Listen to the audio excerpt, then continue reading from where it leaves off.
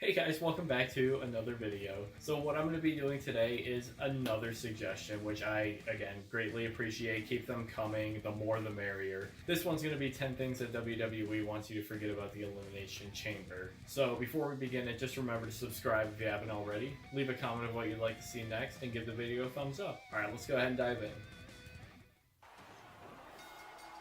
The Elimination Chamber is a silly thing, a Frankenstein's monster of a match with Hell in a Cell, Royal Rumble and Survivor Series stipulations fused together at the spine. That much mad science shouldn't work, but somehow pretty it much does, what with the it Chamber is. being probably the last great original stipulation created by WWE, apart from Money in the Bank and of course the Punjabi prison match, which is really good. 4 men in little tubes, 2 men in the ring, random entries and no rules. It's a format that's led to some fantastic moments over the years and some that are very much less. Before it was a I'm Adam gimmick from match, it was, WhatCulture.com and here are or 10 things before they WWE had wants like you to the forget about the Elimination pay-per-view, Chamber. it was Number awesome. 10, the bulletproof pod. Look, we all know that when Back WWE when it was talks just about a any of the gimmick jolly match. props its wrestlers use, it's always exaggerating. The ring steps do not weigh 400 pounds, the ladders aren't made of solid steel, and the Lexan plexiglass sure as ain't bulletproof. It's as flimsy as bollocks, with Goldberg spearing Jericho through some, Goldberg kicking a hole through some in the same match, and best of all, Barrett and Ziggler accidentally breaking a pane of it in the 2015 Intercontinental match. Oh, we will get to that. As much as WWE tried to That spin match the is so chamber, awkward. Satan's prison, weighing 5 million pounds, made of shark bone and built on an ancient Native American burial ground. It's actually made of bits of fence and silly flimsy plastic. Number 9, all the bad entrants. There have been some really wonky competitors in the Elimination Chamber matches over the year. Entrants that really serve to undermine the evil, oh my god, who can survive atmosphere WWE tries to cultivate. Santino Marella was in it in 2012 and nearly won the bloody thing. Los Matadores, Ted DiBiase, R-Truth's been in it 4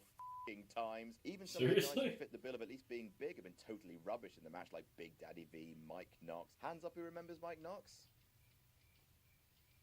Okay, Vladimir Kozlov, the great Khali, they've all had moments in the pods, and none of these moments will be making it into the hype package for this year's Chamber match. Number 8, a fan climbs the chamber. Oh The god, Elimination I Chamber remember is a big, that. tall thing, and as written in the Gospel according to Shane, and lo, tall things are made to be jumped off because I'm mental. Wrestlers have leapt from the top That of could the have pod, been such a bad from the lawsuit. ceiling, but to this day, no one has climbed on top of the actual chamber ceiling itself. Well, no wrestler has. A fan has. At WrestleMania Access last year, one of the key attractions was a full-size elimination chamber that fans could step That would have inside. been One so fan decided cool. to take it where wrestlers have so far been afraid to step and clambered up to the ceiling, causing This Is Awesome chance to break out because wrestling fans are simultaneously the best and worst people in the world. Considering the That is the most storm true statement WWE I've ever would not heard. climb its Satan's prisons, please. Number 7, the result doesn't always matter. Twice, on 2 separate occasions, despite the chamber being a grueling contest that leaves bodies broken and souls shattered, twice the result of the match has meant precisely jack shit. And both times it happened to John Cena. In Well, yeah, of 2006 course. and Who else would it 2010, happen both to? times John Cena went through a chamber match, both times Vince McMahon came out with a heel to say, yeah, you know the whole last half an hour? That doesn't matter. In 2006, at New Year's Revolution, Cena outlasted 5 other dudes only to have Edge cash in his money in the bank on him and win the belt. In 2010, at Elimination Chamber, Cena outlasted 5 other dudes only for Batista to come out and cash in his being Batista in the bank and win the belt. I'm not saying these moments were bad, it's just that WWE might not want you to dwell on the fact they're prone to repeating themselves. Number 6, Well, Triple H's yeah. throat gets crushed. My kneecap just kind of blew over to the other side of my leg. I've torn the pectoral muscle completely off my shoulder. I've had surgery 5 times in my left knee. Please, don't try this. So wrestling's a tricky lark and bad things happen, including getting your goddamn throat Yeah. crushed, Jesus Christ. In 2002, in the inaugural chamber match, The best RVD, chamber incorrigible match. little flipperoo that he is, did a 5-star frog splash off the pod and landed on Triple H. Except he landed on his throat, crushing it like Vince crushes your Royal Rumble dream. Triple H then finished the match in an ungodly amount of pain, a bloody heroic feat which WWE want you to forget, considering he was supposed to be the cowardly bastard heel at the time. Number 5, Goldberg lost. Seeing that the big, bald, scary planets have aligned, the somehow Goldberg is SummerSlam the hottest wrestler going into WrestleMania. This is very strange. Like, I get the feeling that the crowd should actually be screaming swarms of ducks onto the burning streets, but that's the situation we're in. Right now, it seems like nothing can stop the world's strongest dad, and let's not forget we felt that before. In 2003, Goldberg was entered into the Elimination Chamber match at SummerSlam for her's World Heavyweight title, and holy shit, Goldberg ruined every son of a bitch in that metal box. Until Randy one Orton, Shawn sledgehammer Michaels, and shot. Chris Jericho. He'd been undefeated since debuting, had a giant amount of momentum, and then whoops, sledgehammer shot, Yeah. Goldberg's defeated, and Triple H retains. Just like that, the man who crushed the rest of the field was humbled, and Big Trips remained champ for 1 whole month when Goldberg finally won, making everyone angry and derailing a genuinely huge monster thing entirely pointless. Number 4, Jack Swagger won. And speaking of pointless, you don't know Jack. Mr. Swaggy has been a feature of WWE for the better part of a decade now, and for a man with a pronounced lisp and the emotional range of a moose corpse, he's done well. But with hindsight being what it is, they absolutely wasted an Elimination Chamber win on him. Swagger returned in 2013 with a newly acquired set of far-right beliefs and Donald J. Trump as his manager. Regardless of how tasteful you thought the anti-immigration gimmick was, it was a headline grabber, and WWE capitalized by I mean, they did it well, regardless of where you stand Alberto Del Rio's politically. World Heavyweight Championship. Slight problem, Swagger would celebrate his victory by copying a DUI and being in possession of weed.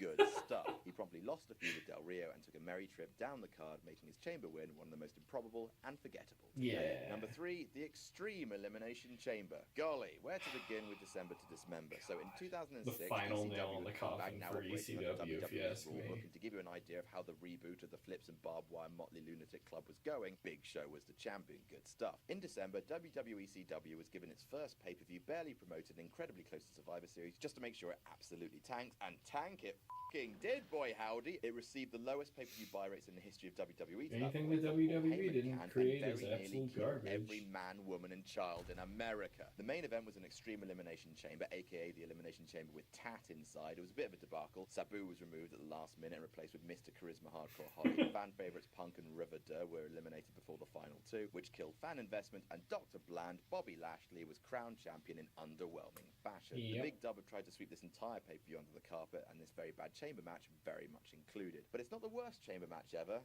No, sir. That would be number 2, the Intercontinental Chamber. So at least the Extreme Chamber had Test doing an elbow drop from the top of a pod. CM Punk was in it, and so was Ronald Van Donald. The Elimination Chamber for the Intercontinental title in 2015 was a total and utter dumpster fire. All told, it was a bad night for Chambers, with the tag title one also being a bit of a cringe mess, but hot damn! So about 10-15 minutes into the match, after not much had happened, Wade Barrett shoved Dolph Ziggler into the side of Mark Henry's pod, and the plexiglass popped from its frame and flopped to the ground like a bulletproof fish. Mark Henry hesitated for a second, and then, because no DQ, I guess, he joined the match early, and everything fell apart. Lost and confused, and with so many of the rehearsed spots blown, the competitors Ziggler had to around walk the chamber everybody like through overtired it. dads at a craft fair they didn't want to be at, with Dolph Ziggler almost giving himself a heart attack trying to give everyone moves to do. Oh, and Ryback won.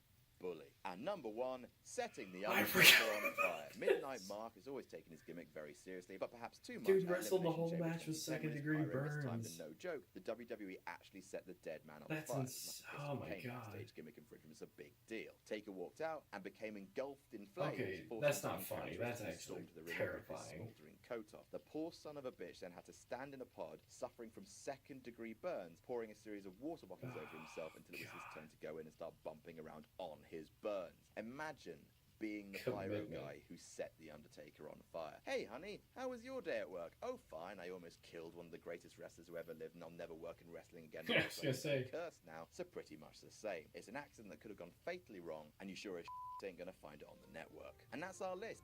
Alright guys, so yeah, some pretty memorable stuff that happened at the Elimination Chamber pay-per-views and the Elimination Chamber matches before the pay-per-views. Nice little trip down nostalgia lane. But again, the pay-per-view itself has kind of watered down the match. It's just turned it really more into a gimmick, if anything. But still a cool video to look at. Thank you again for the suggestion, and thank you again for watching. And remember, go ahead and subscribe if you haven't already. Leave a comment, and give the video a thumbs up. Alright, I'll see you guys for the next one. Bye!